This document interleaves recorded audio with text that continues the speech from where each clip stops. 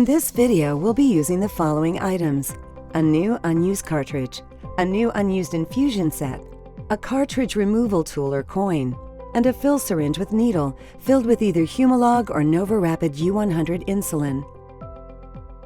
We recommend using room temperature insulin to minimize the risk of air bubbles. Refer to your user guide for detailed instructions for drawing insulin from a vial. How much insulin you put in will be determined in conjunction with your healthcare team, but a good rule is to fill at least 95 units, but no more than 300 units. Be aware that overfilling can damage your cartridge. If your pump screen times out at any point during the load process, just unlock your pump and it will resume right where you left off.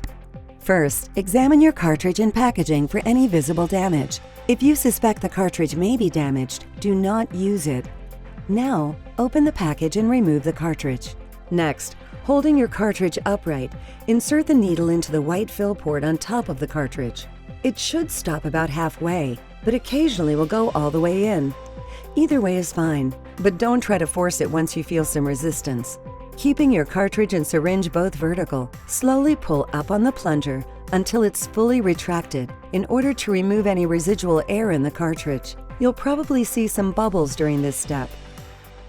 With the needle still in the cartridge, gently release the plunger. Air pressure will pull it back to a neutral position, but will not push any air back into the cartridge. Now you can remove the needle from the fill port. This step removes any air that may have been trapped in the cartridge bag.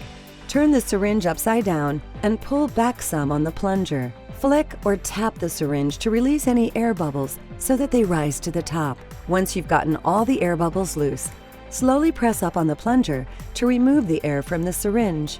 A common place for air bubbles to get stuck is in the orange needle hub, so be sure to inspect that area. Stop when you see drops of insulin at the tip of the needle. Now, it's time to insert the needle into the fill port on your cartridge and slowly press the plunger to fill your cartridge with insulin. It's normal to feel some resistance towards the end. After you've filled your cartridge, maintain pressure on the plunger as you remove the needle. If everything looks good and there are no leaks, you've successfully filled your cartridge and are ready to install it onto your pump. Now, turn on and unlock your pump, and from the home screen, tap Options, then tap Load. Next, tap Change Cartridge.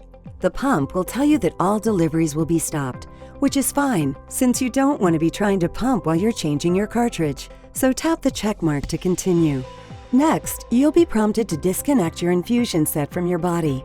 Tap the check mark to continue. You should see the Preparing for Cartridge screen. Remove your used cartridge using the removal tool. You can also use a coin.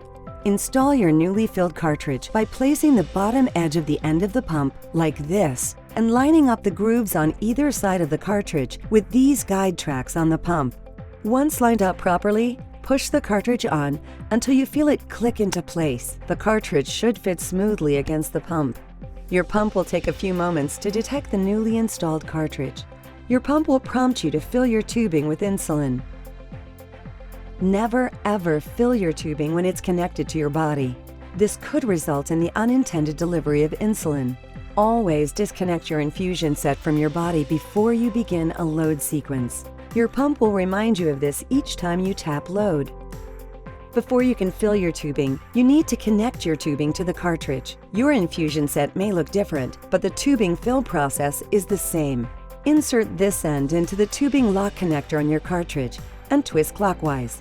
Make sure it's nice and tight. A loose connection can lead to delivery problems, so it's always a good idea to double check and when in doubt, give it an extra twist. Next, turn your pump so it's vertical.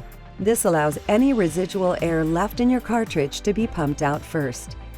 Now, tap Start to fill your tubing. Your pump will beep periodically to let you know that it's filling the tubing. As the tubing fills, you may notice some small air bubbles in the first few inches of insulin. Very tiny ones aren't a concern, but anything larger should be pumped out. Even though air bubbles themselves will not harm you, there could be a risk of high blood sugar if air is infused in place of insulin.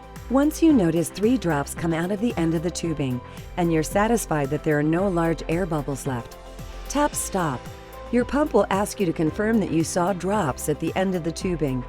If you saw drops, tap Done. If you stopped the fill process before you saw drops, tap Fill to continue. You have now successfully filled your tubing.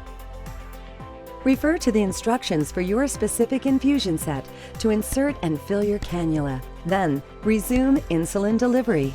Visit our website for videos about each of the infusion sets we offer.